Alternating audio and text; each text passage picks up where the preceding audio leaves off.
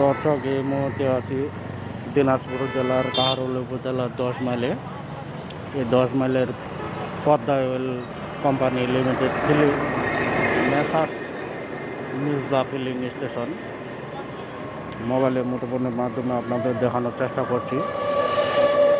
প্রায় আধা ঘন্টা হলো এই যে মানুষজন ভিড় করছে, কিন্তু এখনও তেল দেওয়া শুরু করেনি। এখানে আবার ফিলিং স্টেশনের কর্তৃপক্ষের কাছ থেকে জানা হলো যে এখনও তেলের গাড়ি এসে পৌঁছায় নাই। আর এদিকে মানুষজন তেলের জন্য হাহাকার করছে, তাই অপেক্ষা করছে তারা কখন তেল পাবে। দেখতে পাচ্ছেন আপনারা কীভাবে গাড়ির সিরিয়াল, মোটর বাইক